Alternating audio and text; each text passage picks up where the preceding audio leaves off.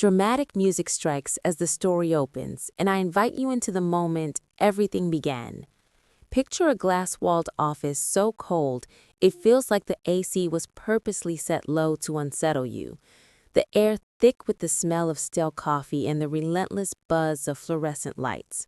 Across from me sat Richard Caldwell, my director, a man convinced the whole company revolved around him, leaning back in his leather chair with a crooked tie and a gold pen tapping against his teeth, as if he were some self-appointed son.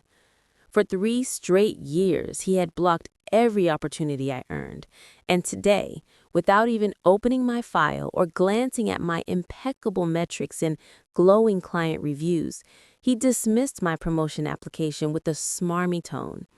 "Danielle, you're solid, consistent, but let's be realistic. You're not leadership material. Some people plateau. There's no shame in that." My left eyelid twitched as I clenched my jaw, his pen drumming like an unwanted TED Talk, while he added, "You should focus on being reliable support staff. Not everyone is meant to rise." My mouth went dry, not from shock, but from the laugh I suppressed, because he had no idea that for months I had been documenting everything: screenshots, ledger discrepancies, backdated approvals, incomplete 2 a.m. expense reports. He didn't know I had already filed a confidential federal report, or that Agent Morales, who called me Sunshine for brightening their case, was assigned to me.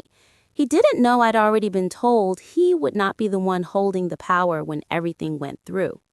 I remained smooth and professional, whispered, "Thank you for your feedback, Richard," and his smirk widened as he replied, "Smart choice, Danielle." But the click of my heels across his polished floor carried a threat he didn't recognize, because his downfall had already begun, especially when he loudly added, "Some people just don't have the talent. That's okay," in earshot of Taylor and Blake. I simply filed it, as neatly as I filed the recording of that $28,400 consultant invoice tied to a non-existent company. Back at my desk, I forwarded everything to Morales, and within 3 minutes she responded, "This is the final push we needed. You're doing excellent. Stay steady. Next steps soon."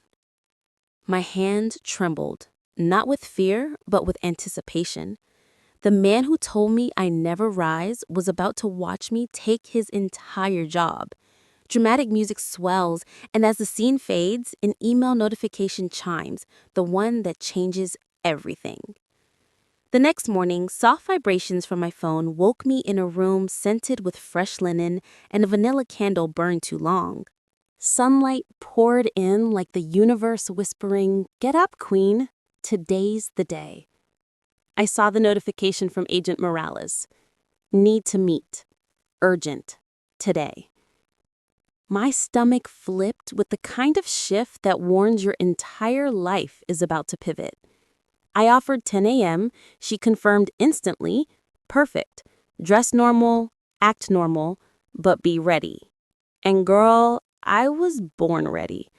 I slipped into black high-waisted trousers and an emerald blouse that made my skin glow like gold dust, spritzed Marc Jacobs Perfect, grabbed a latte, and walked into the office with a calm so potent it could be bottled.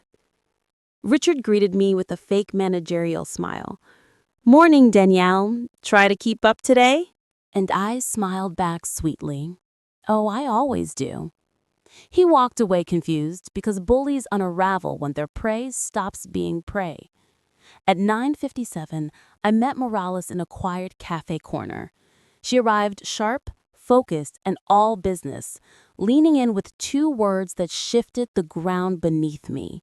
"It's time." She slid out a thin folder, explaining that every claim, document, and discrepancy tied directly back to Richard. "The agency is green-lighting a coordinated office visit," she said. My heart thudded, meaning we come in. Today. My latte almost slipped from my hand. Morales continued, "We need you present. Inform HR casually. No alarms. Schedule a 2 p.m. meeting. We'll be there at 2:05.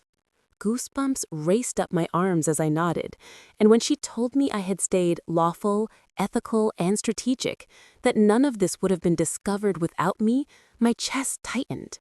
For years, Richard tried to make me feel small, but now a federal agent looked at me like I was the backbone of justice. I walked back into the office at 10:31 a.m.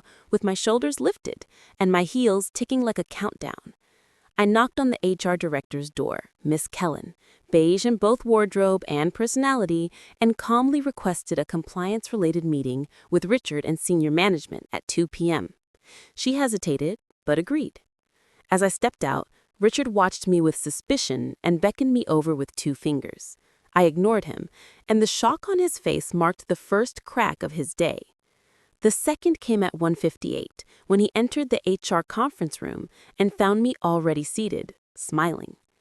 Everyone settled, HR, 2 senior managers, and Richard at the head like a king on a throne already collapsing. "What's this about?" he demanded. I folded my hands and said, "You'll find out in just a moment." He scoffed, until a knock at the door cut the room silent. HR opened it, Agents Morales and Carter stepped in, badges flashing. Richard's face drained, his pen clattering to the table as Morales addressed him.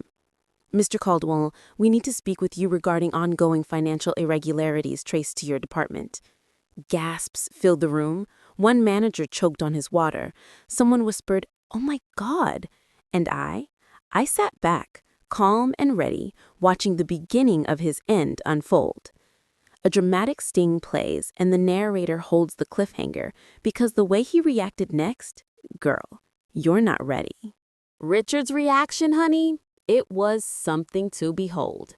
There is nothing quite like watching a man who built his entire identity on power suddenly realize he doesn't have an ounce of it left.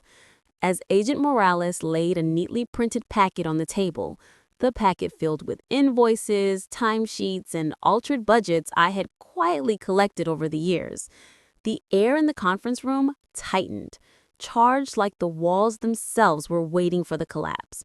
Richard shook his head rapidly, pressing his palms flat on the table. There must be some mistake," he stammered. "This is absurd. My department is clean." Morales lifted a calm eyebrow and replied, "We verified them, all of them." I swear I heard his voice crack. Across from him, Miss Tamara Hall, the senior manager who always treated Richard like he was corporate royalty, leaned forward, her mouth open in disbelief. "Richard, these dates, this contractor, weren't they the ones whose office burned down last year?" And when she said burned down, the way Richard whipped his head toward her could have caused whiplash. It was as if he hoped he could glare the fact out of existence. "That's irrelevant. It has nothing to do with..." But Morales cut him clean. "It's very relevant, because the company filed taxes under an address that doesn't exist. And you approve payments totaling nearly $300,000 over 2 fiscal years. The HR director gasped, clutching her chest. "300?" And that's when he broke. No, this is ridiculous." His voice cracked as panic surged through him. "Why wasn't I told about this? Who even started this? Who made these allegations?" The room turned toward me in near perfect unison. Richard looked like someone had punched him directly in the soul. His eyes widened, his lip trembled, and in a desperate, ragged whisper, he said, "Danielle?" I didn't blink, didn't flinch. I simply answered, calm and steady. I complied with the law. That's all. It was like delivering a slap made entirely of truth. His voice split. "After everything I've done for you." I nearly laughed. Everything he'd done to me, not for me. But professionalism is a crown, and I wore mine. Integrity isn't personal, Richard. His jaw quivered, actually quivered, like a loose drawer barely holding itself together. One of the agents stepped forward. "Mr. Caldwell, you're not under arrest, but we're escorting you to your office to secure your files while we review the evidence with your leadership team." Leadership team, the phrase he weaponized against me, now sealing his fate. He looked around the table like a drowning man reaching for air. "No, wait, this is some misunderstanding. Danielle, tell them I didn't—" "Stop," I said gently but firmly. "Please don't embarrass yourself further." His knees nearly buckled. His face collapsed in on itself. His shoulders sagged. His eyes filled with tears he blinked at furiously. Agent Carter gestured toward the door. "Sir." And then it happened. Richard Caldwell, the man who had made my life hell for years, began to beg. "Please, please, can we just talk privately? Danielle, you know I've been under pressure. You know how stressed I've been. Please don't let this happen." His voice cracked on please, and everyone, HR, management, the agents, even two junior employees peeking through the conference room glass like they were watching a live drama, heard it. I delivered what needed to be said. "I didn't let anything happen. You did." He stared at me as though the ground beneath him had vanished. And then, in full view of everyone, Richard Caldwell was escorted out of the conference room. The door closed behind him with a soft final click. The silence that followed, girl, it was delicious. But the day, oh, the day, was far from done with me. By 2:45 p.m., the office had transformed into the human equivalent of a messy group chat.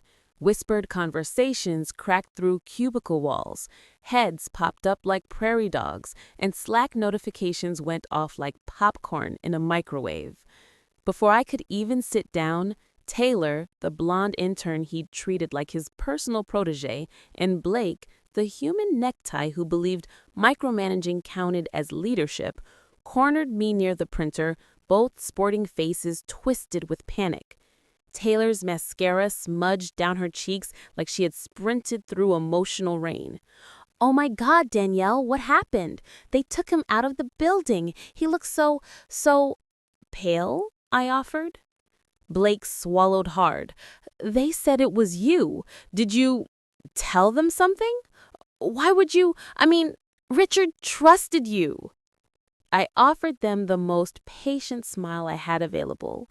"Boys," I said, because yes, that's exactly what I meant. Trust doesn't erase federal crimes. Taylor blinked at me. "Federal?" "Mm-hmm." Blake's jaw dropped open so wide it could have hit the floor. "Like federal? I didn't waste breath. "Girl," I told him, "I'm not repeating myself." Taylor grabbed my arm lightly, desperation shaking her voice. "So he's not coming back?" "Oh, no, sweetie," I said, tapping her hand gently. "He's not even making it to 5 p.m. And as if the universe had been waiting for its cue, HR's voice crackled over the intercom. "Attention staff, Director Caldwell is on indefinite administrative leave pending investigation, effective immediately."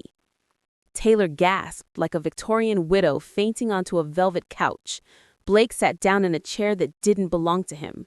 Someone in the distance clapped, then quickly stopped, realizing the moment was not that kind of moment. But the best part came next. Miss Tamara Hall, the same senior manager who dismissed every idea I ever brought to the table, marched toward me, face flushed red with fury. "Why didn't you tell me?" she hissed. I shrugged. "Need to know basis." "I'm senior management," she snapped. "And yet you didn't need to know," I replied calmly. Her mouth twisted like she'd accidentally chewed a lemon soaked in vinegar. "Danielle, this will have consequences." I smiled sweetly. "Oh, I know, but not for me." She stormed off so dramatically her scarf whipped behind her like a character leaving a soap opera scene in slow motion. While everyone else spiraled, gossiped, and unraveled, I simply walked back to my desk, opened my planner, and wrote one sentence across the top of the page. The fall is complete. Now rise. And right as the ink dried, my phone buzzed with an unexpected call from senior leadership asking me to step upstairs. At 3:12 p.m., my desk phone rang. Not my extension, not HR, not Morales. The display flashed a line I had never seen illuminate for me before. Executive Suite, Conference Room A. For a heartbeat, my breath stalled. I picked up the receiver. "This is Danielle." A voice I recognized but had never personally spoken to responded. "Danielle Price? This is Dr. Lawson. Could you come upstairs for a moment?" Oh. Dr. Lawson wasn't someone who made casual phone calls. He was the chief operating officer, the man directly beneath the CEO, the one who didn't come downstairs unless something was actively burning or someone was about to be elevated. "Of course," I said, keeping my voice composed. "I'll be right there." I stood, smoothed my blouse, reapplied a quick layer of gloss, and walked toward the elevator as the office behind me buzzed with gossip and disbelief, like a hive in full, frantic motion. Every step felt deliberate, weighted with meaning, as if the entire building had subtly shifted to acknowledge the moment. When the elevator doors opened onto the executive floor, the atmosphere changed instantly. Air cleaner and colder, scented with eucalyptus from diffusers placed with corporate precision. Plush carpet quieted my steps. The silence up here wasn't empty. It was expectant. I knocked lightly on the door of Conference Room A. "Come in," Lawson called. Inside sat Dr. Lawson, CFO Ratcliffe, HR Director Kellen, and, unexpectedly, Agent Morales once again. Every pair of eyes lifted toward me. "Miss Price?" Lawson said, motioning to a seat at the corner of the table. "Thank you for joining us." I sat, folding my hands neatly, steady as bedrock. Lawson shared a look with Morales before speaking. "You've been instrumental in revealing a multi-million-dollar fraud scheme. Your documentation was thorough, honest, and precise. We've reviewed your work history, performance metrics, and peer feedback." My heart drummed against my ribs. Then it came. "Effective immediately," Lawson continued, "we need someone to stabilize the department, someone competent, someone trusted, someone with integrity." Radcliffe leaned forward, his voice decisive. "We'd like to offer you the role of interim director." Girl, I did not breathe, I did not blink, I didn't even swallow. Interim director. The very role Richard blocked, the role he swore I'd never rise to. My voice, when it finally resurfaced, was calm and certain. "I accept." Morales allowed herself the faintest smile. Lawson nodded. "We'll make an announcement before end of day." But before the gravity of the moment could truly settle into my bones, before I could even begin processing that I had just stepped into the throne he tried to keep from me, Lawson added, "And Danielle, you should be aware. Richard requested to re-enter the building to collect personal items."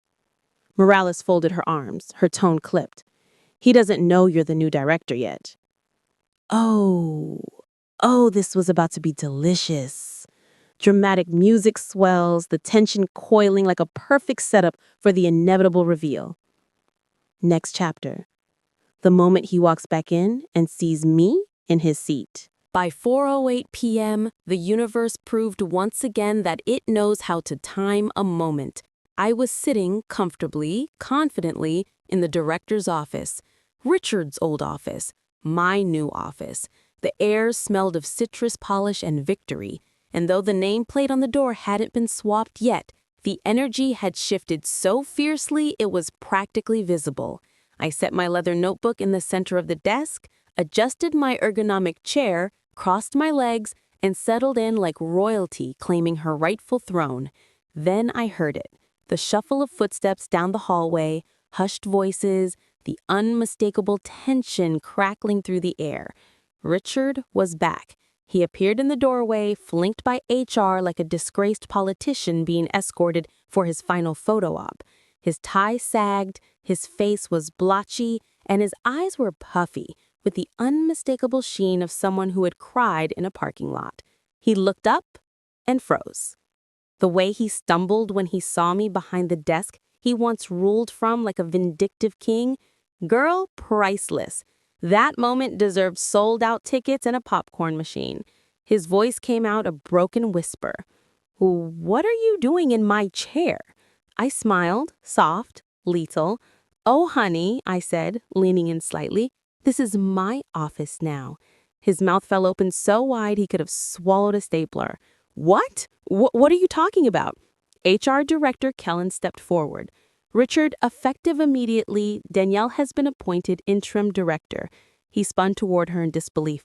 "What? This is insane. She's not qualified. She's. He shook so violently that the lanyard around his neck rattled, and I tilted my head. "Say it. Go ahead." His voice broke. "She's support staff." I lifted an eyebrow. "And yet, here I am."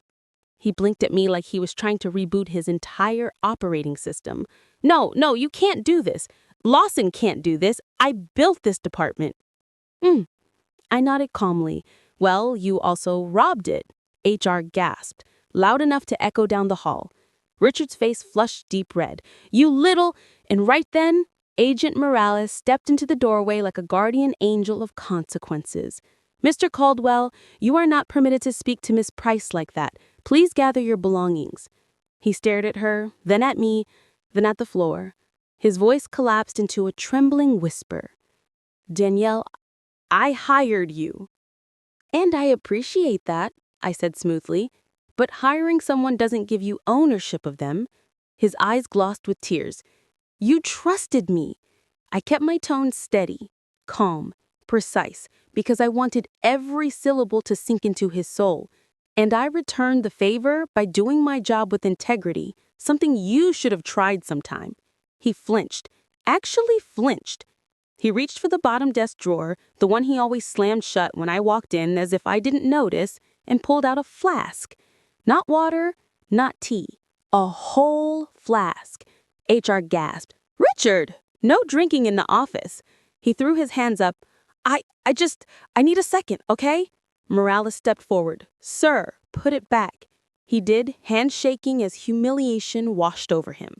He packed up what remained of his career, loose papers, a tacky self-bought desk award, 3 stress balls he clearly never squeezed, and the employees began gathering outside the glass walls, whispering, recording, realizing the truth. Richard was not powerful, he was not intimidating, he was not untouchable. He was a fraud with a cardboard box and a ruined legacy. Before leaving, he looked at me one last time, voice shredded. Why did you do this?" And girl, I delivered the line that's been living rent-free in every comment section since. "I didn't destroy you, Richard. You built your own downfall. I just made sure someone was watching." A single tear escaped him. HR nudged him toward the exit, and I watched, regal, composed, as Richard Caldwell walked out of the building for the very last time. But oh, Queen, the office storm that followed, you're not ready. The moment Richard stepped out of the building, the entire office exploded into chaos. It was as if someone had rung a giant draw-bell and everyone sprinted to participate. Slack messages ricocheted across channels. The general chat became a wildfire of panic and speculation. The random chat? A burning dumpster of memes. And the so-called confidential department chat that HR truly believed nobody used? Oh, honey, it was exposed like the group chat you screenshot and accidentally send to the wrong person. I stepped out of my office for all of 20 seconds and watched people scatter like students caught vaping in the school bathroom. The first to approach was Tamara Hall. Hands on hips, wig slightly tilted from trauma, looking like she wanted to audition for a confrontation she wasn't ready for. "Danielle," she began. "We need to speak privately." "No," I replied without hesitation, "we don't." Her lips pinched. "As senior management." "You mean former senior management of the former director," I corrected. Her nostrils flared. "You're being unprofessional." I tapped my chin. Was it professional when you allowed him to spread false rumors about me?" She blinked hard. "What rumors?" I lifted my phone, pressed play, and Richard's voice filled the hallway. "She's not leadership material. Honestly, she barely qualifies for her current job." People walking by froze mid-step. Tamara's face drained of color. Where did you get that?" "I don't owe you an explanation." At that exact moment, a batch of analysts rounded the corner, saw us, and immediately stopped. One whispered loudly, "Oh, this is getting good." I wasn't done. "Also, Tamara, I know you forged timestamps on my deliverables to make them appear late." Her mouth fell open so wide you could have thrown a coat in. I absolutely did no such. I lifted a screenshot. She stared at it, eyes whitening like she just discovered she'd been tagged in an unflattering picture. You, you, how long?" I answered, "Long enough." She opened her mouth again, but only air came out, a weak inhale and the softest little wheeze. Then she spun around dramatically and walked off like a woman whose career had just evaporated in front of an audience. But the best moment came when Monique, the office's unofficial gossip minister, slow walked up with one brow raised like she was about to bless me with a benediction. "Queen, I don't know what you did, but thank you." I laughed. "Don't thank me yet. The formal announcement hasn't dropped." And right on cue, the intercom crackled. Dr. Lawson's voice boomed across the floor. "Effective today, Daniel Price has been appointed Interim Director of Strategic Operations. Please offer your full cooperation and support."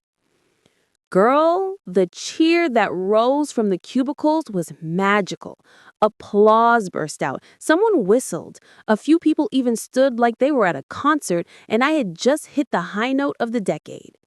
But the true masterpiece was Blake and Taylor standing near the lobby, confused and devastated like two orphaned office pets whose owner got arrested. Taylor whispered, "So, she's our boss now." Blake swallowed. "Yeah, guess so." I walked toward them with a smile sweet enough to spread on toast. "I don't bite." Taylor squeaked, Are you going to fire us?" "No," I replied. "Just expect professionalism from now on." Blake looked like he might cry, and honestly, I let them sit in that fear for just a moment. Because karma was working overtime today. And girl, the celebration that followed, whew, that's the chapter where the glow-up begins. By 5:02 p.m., the entire office had shifted into a new rhythm. Less chaos, more celebration. People kept stopping by my office to offer congratulations, like I had just won an award, earned a degree, and secured a trophy spouse all in the same afternoon. Then someone quietly slid a small box onto my desk. Inside was a miniature bottle of champagne with a sticky note attached. "You deserve this, Monique." I laughed to myself. Why hide your name like it's a secret? Monique appeared in my doorway with a shrug. "Girl, HR still watching me for that meme I posted.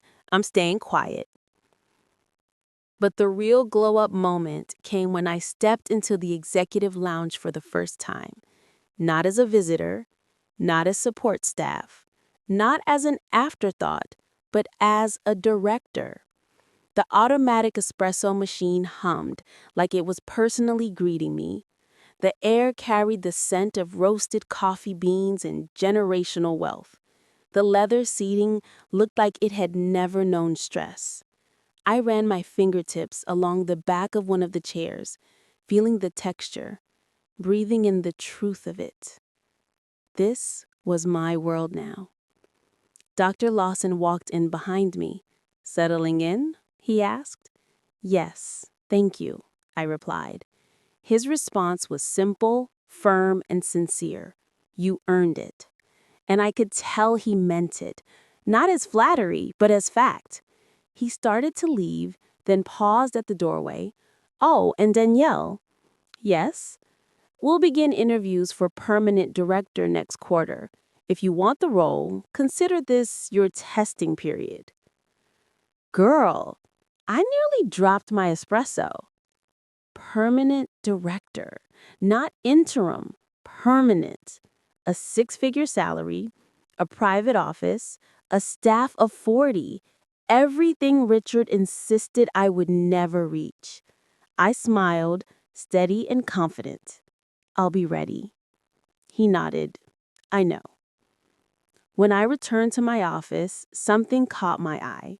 Richard's old framed motivational quote, the one he loved to display but never lived by. Leadership is action, not position. The irony practically sparkled. I gave a small, knowing smirk and gently dropped it into the trash. Then I sat down, opened my planner, and wrote a new line across the page. Rise fully. But Queen, the next twist? Whoo! Someone tried to sabotage me again, and the way I shut it down? Absolutely legendary. My first morning in the new office felt like stepping into a life I'd always secretly known belonged to me. Sunlight poured through the floor-to-ceiling windows like warm honey, coating every surface in quiet triumph. My new assistant, yes, Queen, I had an assistant now, set my schedule neatly on the desk and said, "Good morning, Director Price." That word, director, tasted like creme brulee melting on the tongue. But where there's ascension, there is always a pressed individual lurking in the shadows, ready to try their luck. And honey, they tried it. At exactly 10:08 a.m., my inbox chimed with a flagged message from legal. The subject line read, "Compliance breach. Urgent follow-up required." My stomach dipped, not from fear, but from instinct. That whistleblower reflex Morales sharpened in me. I opened the email and nearly burst out laughing. It accused me of improperly accessing financial records, altering documents, and violating confidentiality laws. Me, the woman who built the entire case that saved this company millions. And the formatting, the grammar, the citations? Please, amateur hour. I marched to legal, heels sharp enough to serve as punctuation. "Who sent this to you?" the lead counsel asked. "It came anonymously," I replied. "But I know exactly who did it." Because attached to the fraudulent report was something the saboteur didn't realize they left behind. Blake's formatting signature. The same rounded corner square bullets, the same Calibri 11, the same indent spacing, the same cluelessness. Girl, the villains weren't even high caliber. I thanked legal, returned to my office, and sent one message. "Blake, please come see me for a moment." Within 30 seconds, he peeked in like a child caught stealing snacks before dinner. "You, wanted to see me? Have a seat," I said, gesturing to the chair across from me. He sat slowly, knees knocking. "I received something interesting this morning, a compliance allegation, with your formatting all over it." His face drained so fast it should have been monitored by OSHA. "My formatting? No, I don't." "Blake," I said, voice soft but sharp. "Sweetheart, your fingerprints are all over it." And he broke immediately. Words flew out of him like panic confetti. "It wasn't my idea. Taylor said you were going to replace anyone who supported Richard. She said you were going to make us miserable. She said we had to get ahead of it or we'd be out." I blinked, slowly. "Taylor told you that?" "She swore she overheard HR saying something. I didn't want to, I swear. She convinced me." Girl, this was a whole soap opera, and not even a good one. I leaned back. "Blake, if I wanted you gone, you would have been gone yesterday. But now?" He whimpered. Actually whimpered. please don't fire me. I need this job. I didn't plan on firing him, but consequences? Oh, those were happening. You'll be placed on a performance improvement plan, I said, and you'll attend integrity training weekly. He nodded so fast I worried about whiplash. Yes, yes, of course. Good. Now send Taylor in. He fled like the hallway was on fire. 30 seconds later, Taylor walked in with her arms folded and chin lifted like she was auditioning for Mean Girls Corporate Edition. You wanted me? I did. Shut the door. She slammed it with so much gusto you'd think she was entering her courtroom moment. Blake told me everything. Her eyes shut open. Everything? Everything? Mm-hmm. Including how you manipulated him. Her lips trembled. I didn't manipulate anyone. I tapped my laptop. I have the deleted Slack messages. Her face collapsed. Danielle, please, she whispered. I can't get written up again. I'll lose my internship. Oh, now you care about consequences. Tears welled instantly, big dramatic ones like she practiced in a bathroom mirror. I'm sorry, I really am. And I believed that she believed she was sorry. But apologies don't erase behavior. You'll be suspended for a week, and on return, you'll be reassigned. You won't report to this department anymore. She inhaled sharply. So, I won't work under you? No. A tear rolled down her cheek.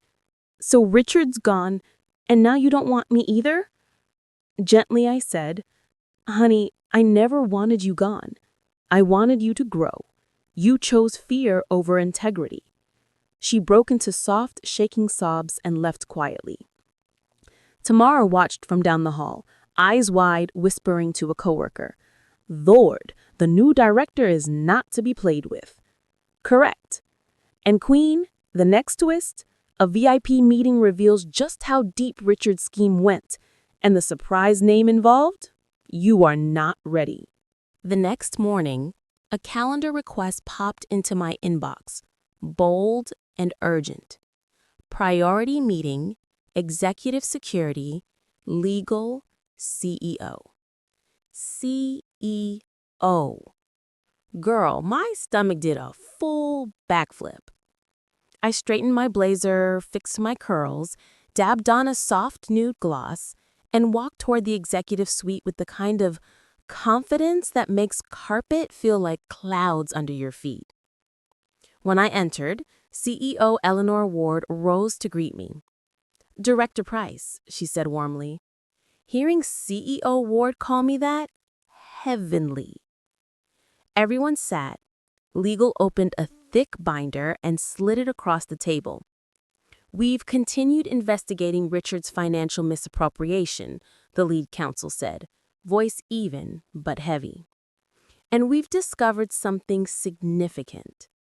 Morales, sitting across from me, gave a subtle nod. Go on. The binder turned. A name stared back at me. Tamara Hall. Girl, my jaw hit the table metaphorically. Tamara, the same one who acted shocked, who blamed me, who whispered about consequences. She was in on it. CEO Ward tapped the binder with a manicured finger. Tamara processed several of the fraudulent invoices. She bypassed oversight protocols, and she approved additional vendors under false names. My breath hitched. Is she aware you know? No, Morales said. Not yet. But we will confront her today. The CEO leaned forward, eyes sharp. And we'd like you to be present. Me. Present. For the downfall of someone who underestimated me. Of course, I said, calm on the outside, simmering with satisfaction on the inside like a perfectly spiced gumbo. At 2 p.m. sharp, Tamara was escorted into the conference room, her wig straight, lipstick perfect, clearly thinking she owned the room. She smirked when she saw me. Oh, Danielle, what a surprise seeing you here. Morales folded her arms. Miss Hall, we have questions about your involvement in recent financial irregularities. The smirk vanished. I'm sorry? My involvement? Legal slid the binder toward her. Your signatures, your approvals, timestamp alterations, your emails. Her face drained of color. This must be a mistake. Someone must have hacked. No hacking, I interjected smoothly. All legal, all direct. Her eyes locked on mine, frantic. You set me up. I rolled my eyes. Girl, I didn't even have to. You set yourself up. She shook her head violently. No, this is retaliation. This is because I didn't respect you under Richard. CEO Ward leaned in, firm and unflinching. Miss Hall, this is not retaliation. This is evidence. Her chest heaved. I didn't. Richard told me they were legitimate. He talked to compliance. He said. Morales cut in. We have recordings. He never said those things. She froze. Silence. Then her voice cracked, trembling like a breaking vase. So, what happens now? I answered for the room. You're being placed on immediate leave pending termination. Her eyes filled. She stood slowly, then sank back into her chair as her knees buckled. No, you can't. I've been here 12 years. And I nodded once, steady, and broke the law for about 5. Her tears spilled over. But unlike Richard, I didn't feel bad. Because unlike Richard, she actively tried to sabotage me after his fall. She sealed her own fate. And Queen? The next twist. The permanent director interviews begin, and one candidate shocks the entire building. 1 month after Richard's removal, the company officially began the process of selecting a permanent director. Applications were reviewed, candidates screened, and somehow, I was the frontrunner. I had the numbers, the leadership record, the staff's loyalty, even federal praise. Everything pointed to me. But as always, drama shadows elevation like perfume follows a queen. On the day of the interview, I entered the waiting lounge in a navy pantsuit, carrying confidence so rich it could practically be taxed. The receptionist smiled. You look stunning, Director Price. I nodded politely and took my seat. Then the door opened, and in walked a ghost from my past. Jeremiah Brown, my ex-coworker from 3 years ago, the same man who once whispered that I played too small and who had left claiming he needed a place with real growth. And now, he was applying for the same director role. He spotted me, froze, and nearly tripped over himself. Danielle, he stammered, what are you? I replied calmly, I'm interviewing. His eyes scanned my badge. Interim director? The slow falling shock on his face was Oscar-worthy. Just then the recruiter called him in. He swallowed hard and walked in stiffly, shoulders tight. Minutes later, muffled sounds of him fumbling through questions leaked from the door. 15, 20 minutes of struggle. When he emerged, pale and sweating, he whispered, You didn't tell me you were the whistleblower. I didn't ask, I replied evenly. He sank into a chair across from me, embarrassed, muttering about the impossible questions and how they had already compared his leadership to mine. I let a small smile curl on my lips. They should, I said. He rubbed the back of his neck. Good luck, Danielle. I stood when my name was called, answering sweetly, Oh, I don't need luck. Walking into the interview room, I was ready to claim what was mine. Morales smiled from her seat at the side of the panel, and CEO Ward leaned forward. Miss Price, shall we begin? Shall we? We already had. 3 days after the interviews, the building buzzed like it was charged with electricity. Everyone pretended to focus on their work, but honestly, nobody was doing a thing except monitoring Slack and sneaking glances at the executive floor. You could almost taste the tension.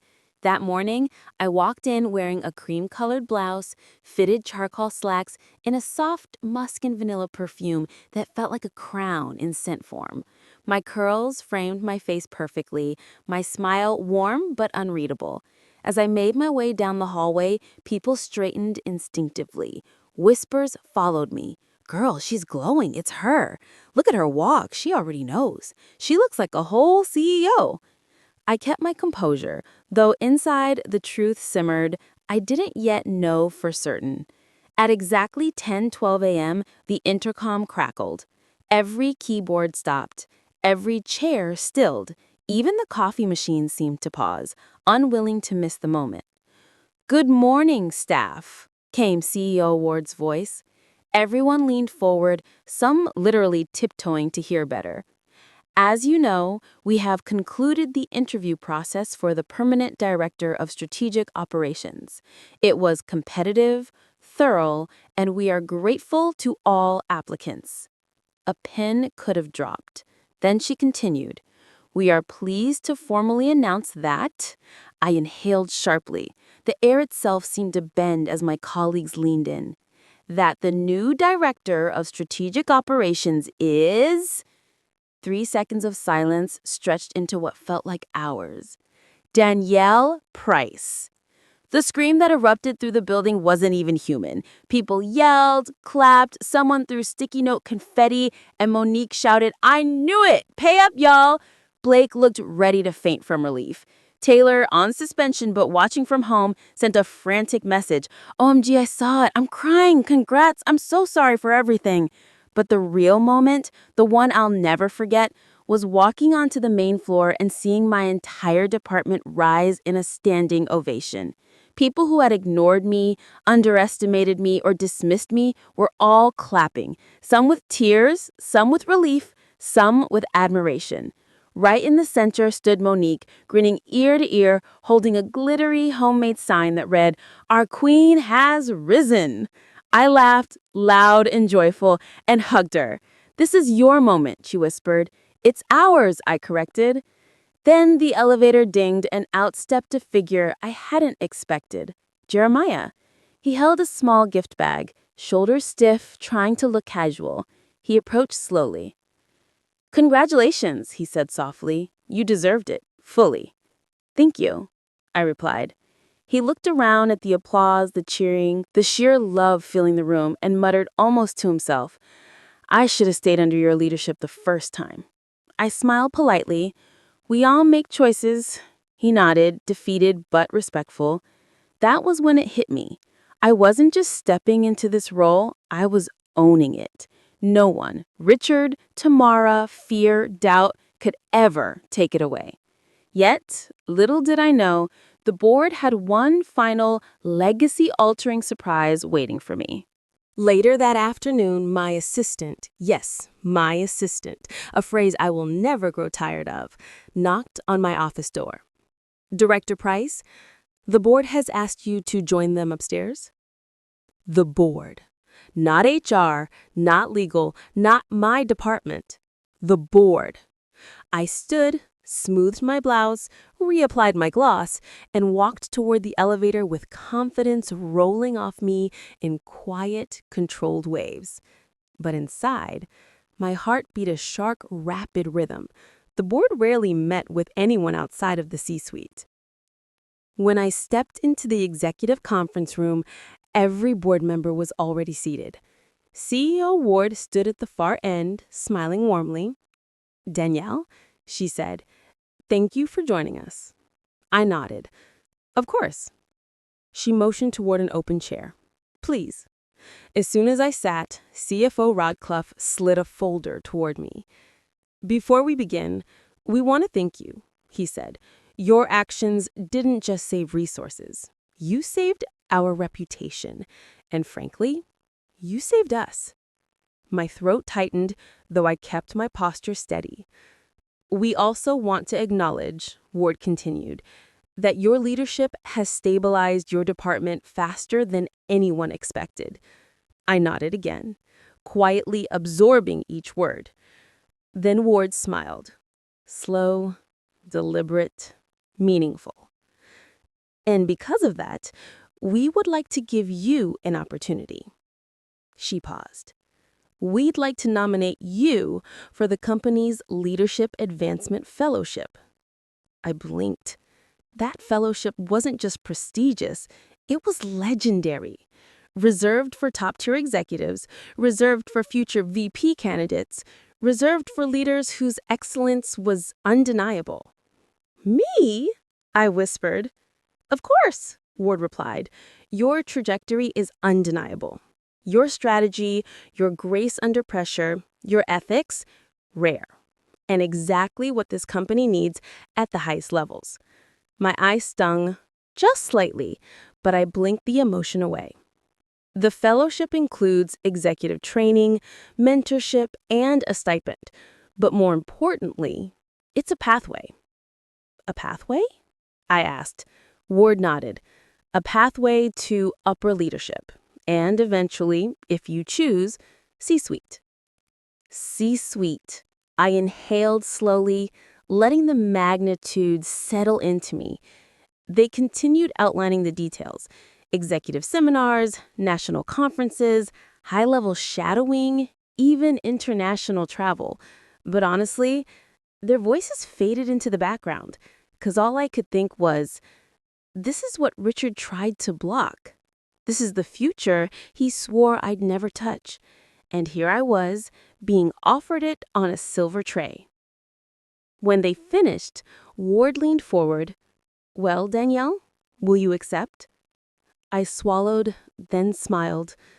Yes, I said softly. I will.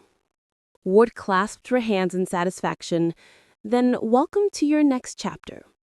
And as I left the room, walking down the executive corridor with my heels tapping like applause beneath my feet, I felt something powerful. I had not just risen, I had ascended. But what I didn't realize was that someone unexpected had witnessed the entire meeting, someone who wasn't supposed to be anywhere on that floor. And in the final 2 chapters, they step forward and the entire building learns, once again, they messed with the wrong queen. I was walking back to my office after the board meeting, the fellowship folder tucked under my arm like a sealed promise, when I noticed something strange. Every eye on the executive floor was locked onto me. Not subtle glances, not polite nods, full, unbroken tracking. Whispers drifted behind me like little ghosts. That's her. She's the one who took down Richard. She's the new director. The board loves her. And then I saw him, standing at the far end of the hallway, hair messy, tie crooked, eyes swollen as though he'd cried all night. Richard, my former boss, the man who fed HR lies about me, the man who tried to destroy my career to cover his own crimes, the same man who swore I'd never rise. He wasn't supposed to be anywhere near the building, his badge revoked, access stripped, awaiting sentencing.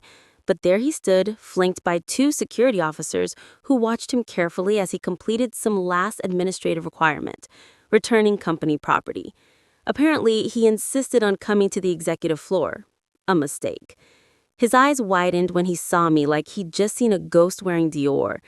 I kept walking, heels hitting the floor with slow, deliberate precision. Click, click, click. Each step a countdown. When I reached him, he opened his mouth but no sound came out. Just a small choke of disbelief before he finally managed, "You?" I smiled gracefully. "Me." He swallowed hard. You're wearing a director badge." "I am." You're the whistleblower? You're the reason—" I lifted a brow. "I'm the reason you're being held accountable?" "Absolutely."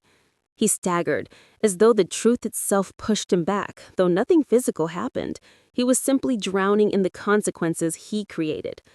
"I thought you were weak. You always did underestimate intelligence when it wasn't wearing a suit and ego," I replied. A few employees gathered nearby, pretending to check their phones, but absolutely recording this moment with their souls. Richard looked around, panicked. You ruined me." "No, Richard," I said calmly. "I saved the company from you." He shook his head with breathless desperation. "You set me up. You set yourself up the moment you thought a black woman had to be compliant to be competent." Gasps rippled through the onlookers. Richard's face didn't twist with anger this time, it crumpled with shame. "I lost everything because of you," he whispered. I stepped closer, my voice soft but sharp enough to cut. "No, you lost everything because you counted on me being silent. You forgot what happens when a queen stops playing small." His lip trembled. What else did they give you?" I held up the board folder. "A fellowship. Fast track to upper leadership." His eyes glossed over like a man witnessing the irreversible. "They're grooming you for VP." "I know." "And me," he croaked, "you're heading to trial." He closed his eyes, and a single tear slid down his cheek, an emotion that was no longer my responsibility. Security stepped forward. "Sir, it's time to go." Richard looked at me one last time, voice cracking. "I should have promoted you." "You should have respected me," I corrected. The officers guided him to the elevator. He looked back once more, something near pleading in his expression, but his legacy was already written. And mine? Mine was just beginning. The elevator doors slid shut with a soft ding. Silence followed. Brief, heavy, electric, before applause erupted. Soft at first, then louder and louder. People from the executive floor, people who once underestimated, side-eyed, and dismissed me were clapping now. Clapping for me, for the win, for the justice. Someone shouted, "That's how you clear a man without touching him." Another yelled, "Queen behavior." I simply smiled, chin high, heart steady, because this was the day they realized they messed with the wrong queen. Let me tell you something, honey. People will doubt you, dismiss you, try to dim you, try to bury you under their insecurity, their ego, their fear. But here's the truth they never tell you. A buried seed still grows, and when it grows back stronger, wider, higher, and in full bloom. Richard thought he controlled my destiny. He thought I was small. But small minds will always call you too much. He tried to sabotage my career and ended up building the stage for my breakthrough. Every lie he told became evidence. Every rumor he spread became motivation. Every door he slammed forced me to build my own. And when the time came, I walked right through it, legally, gracefully, confidently, and claimed everything they said I'd never have. So to anyone watching this video right now, feeling underestimated, baby, hear me. Your rise will confuse people who expected your fall. Don't shrink to make them comfortable. Don't dim to make them feel tall. Don't pause your purpose because their vision is blurry. Stand in your brilliance. Speak up. Document everything. Move with strategy. And when the moment comes, rise. Rise without permission. Rise without apology. Rise without fear. Because a queen doesn't wait for validation. A queen creates it. Now go ahead, baby, tap that subscribe button, hit that like, and tell somebody to pour you a glass of something sparkling. Because if they ever try you, make sure they remember you are not the one. You are the whole throne.